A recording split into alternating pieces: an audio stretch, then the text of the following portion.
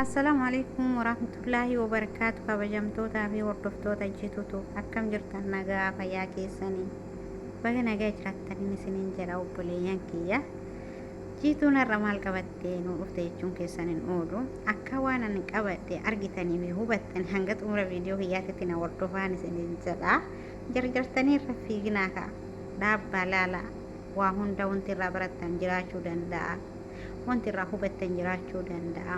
Maaliif jennaan gammachuu xiyya kana keessatti namni uf laalu jiraachuu danda'a. Namni ganaallee eeggatu jiraachuu danda'a waan ta'eef saniifuu jennaan akkuma beekamu adabbii jala yookiin mana hidhaa ture. Mana hidhaa yuutuubii jechuudha. Alhamdulillah hidhaa bahee kunoo har'a isin keessatti deebi'ee gammachuu kiyyaa fi isin galateeffachuu fi gammachuu kiyya isin hojii ibsachuuf hin dhufe. Kunuuka akka isin naqee baltanii akka baga gammadde jettanii yaada keessanii na jajjabeessitanii fuuldurri kee ifu akkanaan jettan abdii isinirraa qaban isiniin jedha hordoftoota koo. Asumaan immoo warroonni akka kiyyaa adabbii jala jirtanii haga amma adabbii jalaa hin bahin yoo jiraattaniif abdiin kutatina. Maaliif guyyaa takka bahuun keessan oolu guyyaa takka gammaduun keessan oolu waan ta'eef. Obboleeyyan kiyya immoo ka ganaa hin adabamin. يوتيوبين كيسن أورجينال أكو بنتني تهانج هرّا يعني وما تكاكا إنجرا من تاريه الدول والتنتارين هانج هرّا جرتن يوتيوب كيسا سيران جبي فدا مال في جنة يو جبي فتن برورا فيدا ما تاني وندي تكونا فيدا جراني غافا يادن بو أبي هدوك أباكا وصوبا كسانين جهين يو بو أبي كان هوندا كيسا قد أمراني جداني بكا قدا غان بورونا ما وان قدا أرغتو تان وان تأيفون ufeeggannoo sirriitti ufeeggannoo godhaa viidiyoo namaa irraa fagaadhaan isin jedha sababni ittiin adabe guddaan viidiyoo namaati anallee tokkook irraa hin finne garuu hedduu ani tokkook irraa fiduu hin jaaladhu tokkook irraa hin finne viidiyoo shoortii irratti na adabe natti fakkaata akka yaadutti kaa'u immoo adabbii kiyyaa fi namni bu'aa wallaahi aarsaawun hedduu kaffalee yuutuubii kiyya akkanaa deebi'uuf har'a isin keessatti deebi'ee dubbadhu gammadu na taasisee makoodiidha. waa hundaa'u kaayisatu beeka waa ofii kiyyaa deebisee barumsa wanta bakka kanatti waa akkanaa qaba waa akkana bakka waa akkanaa qaba jedhee isinitti himullee baadhu wanti inni irratti na adabe shoortiidha saniifuu isinillee in akka isinin adabnee fi akka rakkoo isinirraan hin geenne yuutuubii keessan eeggadha ganaa yuutuubii namaa fiddanii yuutuubii namaa irraa viidiyoo fiddanii yookiin feesbuuka tokko waa akkasii irraa fiddanii hin maxxansinaan isinin jedha obboleeyyan kiyya dhaamsa kiyya. makoodii immoo galata guddaan irraa qabdaa wallaahi galatoomi siin jedha namni namaa olii tokko nama tuffata beektanii gizee kana keessa namni ta'uufiitiifuu guddadha jedhee aarsaa guddaa kaffala ufuma ufiitiifuu matama ufiitiifuu makoodiin immoo gaddeebi'ee ijoollee xixiqqoo ijoollee akka kiyyaa yuutubara xixiqqoo ka ganaa reef lafaa ol guddataa jiru gargaaree ka adabbii jala jiru adabbii jalaa baasee ka moonii ta'uu hin beekne moonii taasisee hin jiraamire waa hedduu qarqaareetiin akkanaan qixxaan jedhee ijoollee hedduu wajji aarsaa kaffala osoo hin ifatiin odoo dadhabee hin jedhin dalagaa isaa dhiisee nama hojii irratti sa'aatii muraasa yookiin daqiiqaa muraasa namaa kennuun hin ulfaata.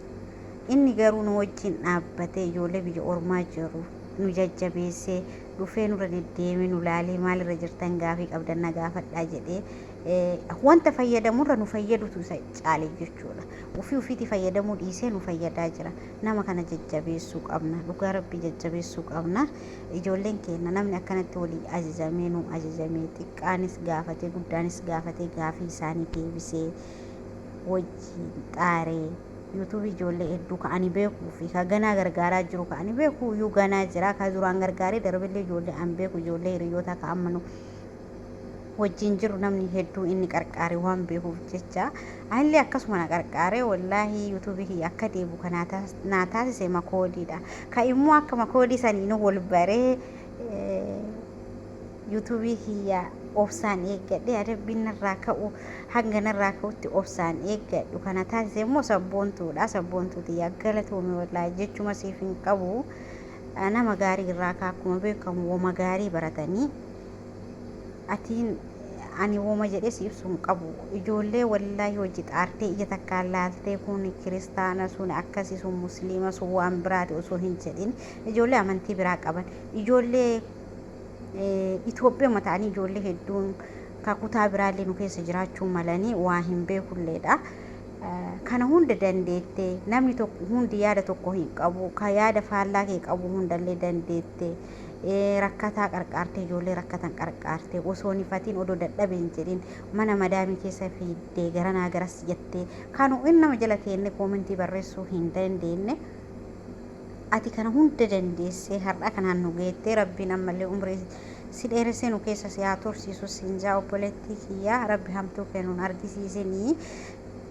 Kana hunda caalaa wanti ani isiniin jedhu bakka kana gahuufiyyuu aarsaa hedduutu jira. Wallahi ijoolleen keenya ka aarsaa baay'ee kaffalanii immoo abdii kutatanii karatti kufantu jira. Ka immoo ijoolleen mari'achuuf nama si duuba jirra amshir si qarqaarra hin jenne jedhuun hin qabne hedduutu jira. Isinillee rabbuma isiniif jira amshiraan isiniin jedhaa namatti dhiyaadhaa namaa hulbaradhaa.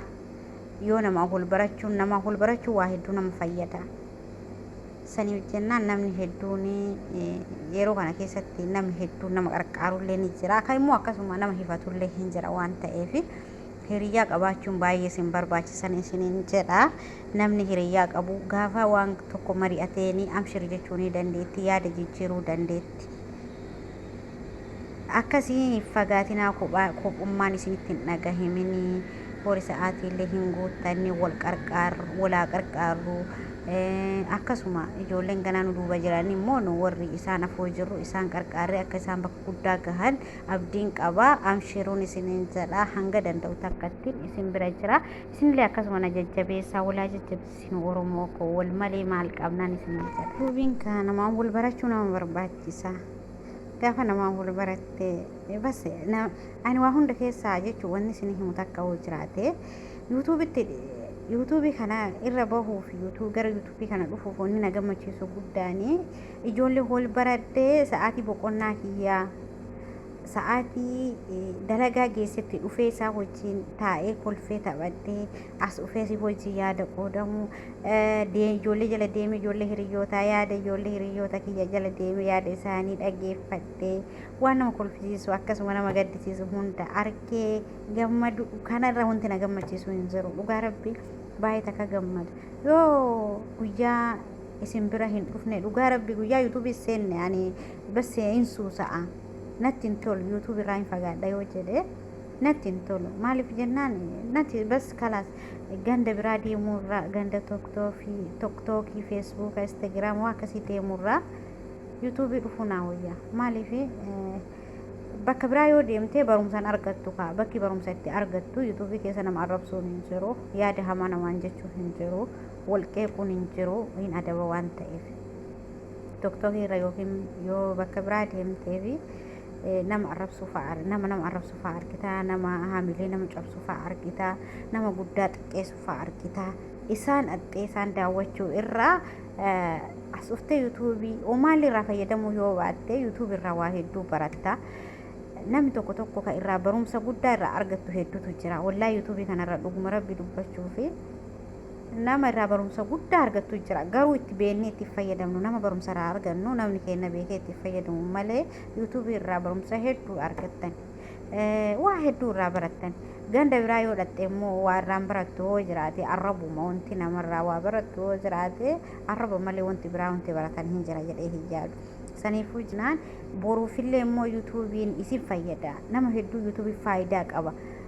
Maaliif yoo jabaatanii irra hojjetanii yoo jabaatanii waan gaarii waan nama fayyadu waan nama barsiisu irratti hojjetanii bu'aalee irraa argatanii immoo dhala keetiitti tar viidiyoon tadha hojjettee bira kuttu boruuf immoo namni silaalee waa tokko mastaawashaa yaani gizee akkana waa akkana dabarsee gizee akkana bakka akkana jira gaafa viidiyoo kana dalagu bakka akkana jira jettee irratti uf yaadatta bar gizee san akka namni kaa akkuma jijjiiramuun akkuma yeroon jijjiiramu waa hedduun jijjiiramaa dhufa waan ta'eef irraa mastaawashaa sii ta'ee taa'a jechuu viidiyoo ati yuutuubii irratti hojjettu. Taani akka kiyyatti akka yaadutti yuutuubii baay'ee filadha. Miidiyaa hunda caalaa yuutuubiin baay'ee natti tola. Nama gaggaarii hedduu wal baratta waan ta'eef. Saniifuu ijoolleen keenya akka faayidaa barbaadan gara yuutuubii odoo dhuftanii natti tolaan isin hin jedha. bakka waan irraan baranne hin deemne.